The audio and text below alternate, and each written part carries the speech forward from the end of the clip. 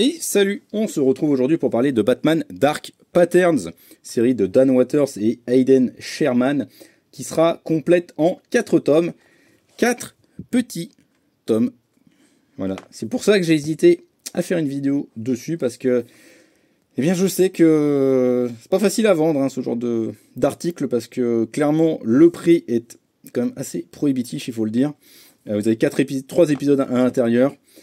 En fait, la particularité de la série Batman Dark Patterns, elle se situe dans les premières années du Chevalier Noir, et il va avoir affaire dans chaque tome à une affaire différente, une enquête pure et dure.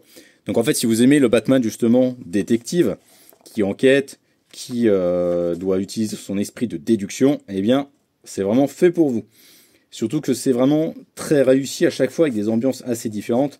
Là, à l'heure actuelle, en VO, on en est à la 2e affaire, elle vient de se conclure.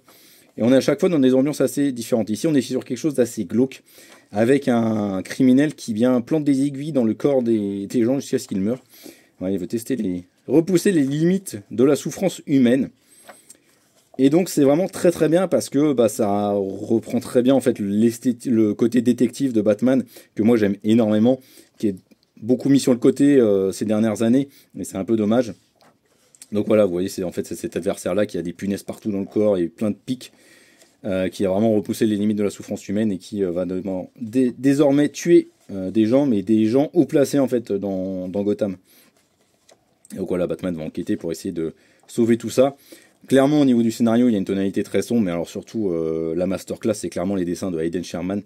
Aidan Sherman que vous allez découvrir sur Absolute Wonder Woman. Là, franchement, c'est juste incroyable. Les couleurs, en plus, sont vraiment super belles. Et enfin, voilà, c'est une petite dinguerie au niveau visuel. Je veux dire, regardez l'enchaînement là des pages, tous ces trucs-là, les effets de narration qui se mettent en place, les effets de composition et de perspective que Aidan Sherman offre. Là, c'est complètement fou avec la vue plongeante sur Gotham City. Enfin voilà, les formes, justement, là il joue sur les arrondis du cercle, du socle central de la Batcave de Bruce. Enfin voilà, c'est une masterclass absolue en termes visuels, Batman Dark Patterns. Et rien que pour ça, enfin, clairement pour moi, c'est une des meilleures séries Batman en fait qui est publiée à l'heure actuelle. Premier tome, c'est un bijou, c'est un petit chef-d'œuvre. Mais voilà, la problématique, c'est est-ce que vous êtes prêt à mettre 16 € pour 80 pages d'un chef-d'œuvre, même si vraiment c'est un bijou, ou est-ce que vous voulez attendre une éventuelle intégrale, sachant que c'est pas sûr que ça arrive, on n'en sait rien. Il y a eu l'expérience effectivement Dark Knight Returns 3, Dark Knight 3, où il y a eu une intégrale de publier ensuite. Voilà, à vous de voir ce que vous voulez faire. Je ne vous force pas la main, mais je tenais absolument à vous présenter ce Batman Dark Patterns parce que c'est exceptionnel. Ciao!